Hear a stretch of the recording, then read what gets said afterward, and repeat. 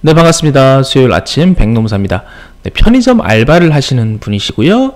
1년 반 정도를 했는데 최저임금과 퇴직금에 대해서 질문을 드립니다 라고 하셨어요. 편의점 알바를 1년 반 정도 하셨고 최저임금에 못 미쳐서 받으셨나봐요. 그래서 평일 야간 10시간 주 5일 동안 이렇게 근무를 하신 것 같고 한 달 대충 150에서 170을 받고 있습니다. 금액이 이렇게 달라지는 이유는 왜일까요?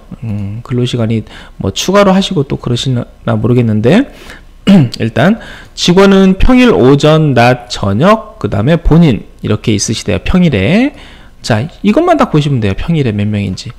오전에 1명, 낮에 1명, 저녁에 1명, 야간에 1명. 이렇게 해서 총 4명이 하루에 근무를 하시는 거예요. 평균적으로. 그러면 일단 상시 5인 미만 사업장이에요. 이제 주말에도 낮과 야간 근로자가 또 따로 별도가 있긴 하지만 결국에는 주말에도 이렇게 평일에 오전, 평일에 야간, 저녁에 하던 분들이 그대로 하시는 것 같아요. 그러면은 주말에도 어차피 4명밖에 근무를 안 하시는 거예요. 그래서 총 6명의 알바가 있긴 하지만, 하루 평균 근무하는 사람이 5명이 안 되기 때문에 일단 상시 5인 미만 사업장이에요.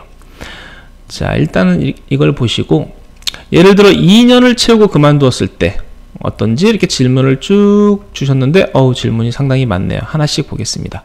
올해는 시급을 7,500원을 받으셨고 작년에는 7,000원을 받으셨어요. 자, 올해 시급 8,350원, 그 다음에 작년에 7,530원이죠. 네. 그래서 지금 항상 매년 적게 받으셨어요. 퇴직 시 최저임금에 모자라는 차액을 받을 수 있나요? 2년 동안 못 받은 거 전부 다요? 라고 하셨어요. 네, 다 받으실 수 있습니다. 왜냐하면 임금채권은 소멸시효가 3년이에요. 3년. 그래서 이분 2년 근무하고 퇴직하시면 이 3년 안에 모든 게 다 들어오죠. 그래서 청구하실 수 있습니다. 자, 2번. 주휴수당, 야간수당 이런 것도 못 받았는데 받을 수 있나요? 라고 하셨어요. 일단은 최저시급, 올해 예를 들어서 8,350원으로 근무했을 때 지금 얼마 받으실 수 있는지 한번 제가 계산을 해볼까요? 자, 하루에 10시간 근무하셨어요. 휴게 시간이 없다라고 생각하고 그냥 하루 10시간 근무했다라고 보면 하루 2시간씩 연장 근로를 하셨고요. 근데 상시 5인 미만 사업장이시고 주 5일 근무를 하셨어요. 자, 간단하게 나오죠? 보이시죠? 빨간색. 210만 7천원. 210만 7천원이 선생님이 세전임금으로 받으셔야 되는 금액인데 많이 받아야 170 받으셨다고 하니까 그러면 40만원이 벌써 차이가 나죠. 그래서 2019년에는 매달 40만원씩 적게 받으셨다고 생각하시면 되고, 참고로 이 안에는 주휴수당이 들어 있습니다. 그러니까 주휴수당은 별도 청구하는 건 아니고요. 이 최저 시급으로 계산한 한 달 월급 210만원과의 차액 40만원씩 받으시면 그 안에 주휴수당이 들어있겠죠. 그래서 이렇게 받으시면 되고요. 아까 제가 서두에 상시 5인 미만 사업장이라고 했어요. 그러면 야간 수당은 발생하지 않습니다. 야간 근로에 대해서 가산 수당이 발생하지 않고 연장 근로에 대해서도 가산 수당이 발생하지 않아요.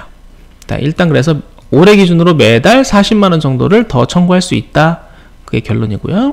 3번 볼게요. 퇴직금을 받을 수 있나요? 이렇게 해서 쭉 내용들이 나오시는데 퇴직금을 안 주는 대신에 이제 연금을 대신 내주겠다라고 해서 잘릴까봐 동의하셨고, 퇴직금 받을 수 있나요? 쭉쭉쭉 나왔어요.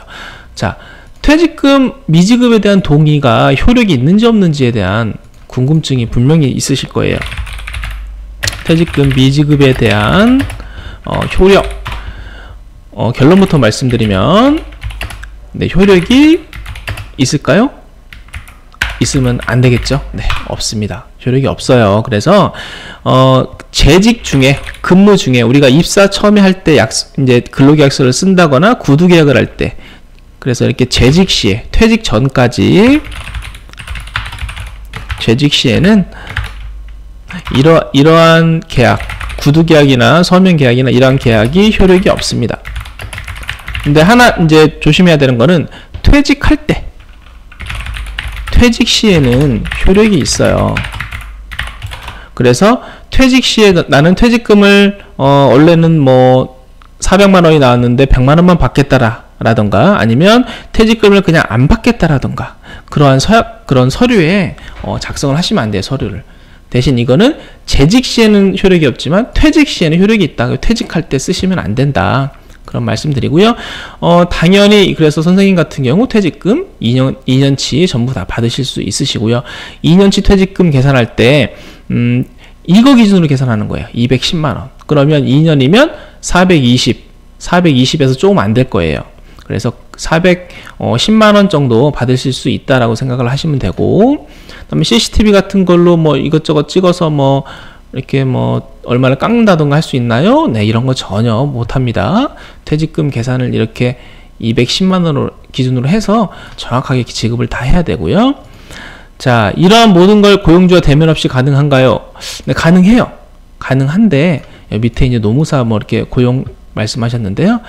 기본적으로 노동청에 이제 본인이 신고를 해서 출석을 해야 됩니다. 그래서 대면을 안 할 수는 없어요. 원칙적으로. 근데 노무사를 이렇게 고용을 해서 그 전권을 다 위임을 한다면 노무사가 사업주와 만나서 모든 걸 해결을 하기도 하고요.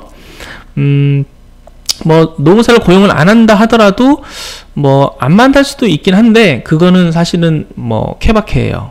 그 노동청의 근로감독관님한테 사업주님이 너무 좀 보면 서로 불편하고 무섭다. 그래서 껄끄럽다. 그래서 좀 안 만나고 어떻게 할 수 없냐라고 이제 문의 드릴 수 있는데 사실은 쉽지는 않다라는 정도 이렇게 알고 계시면 되고요. 괜히 돈이 얼마 안 되면 그냥 좋게 넘어가겠는데 네, 금액이 상당히 생각보다 많이 나옵니다. 이분 같은 경우 아까 제가 그랬죠? 올해 기준으로 매달 40만 원이니까 연말까지 하면 벌써 이게 얼마예요? 48만 원 나오잖아요. 아니 480만 원 나오고 퇴직금도 지금 400만 원 나오고 그러기 때문에 작년 것까지 하고 하면 1000만 원이 넘어갈 거예요. 그래서 뭐 그냥 좀 저렴하게 해서 노무사 고용해서 하셔도 되고 아니면 제가 지금 이렇게 설명드리는 거 기준으로 본인이 좀 공부를 좀 더 해서 스스로 청구도 한번 해보시고 그러실 수도 있을 겁니다. 그래서 네, 아주 현실적으로 답변을 드렸습니다. 네, 도움이 됐으면 좋겠습니다. 감사합니다.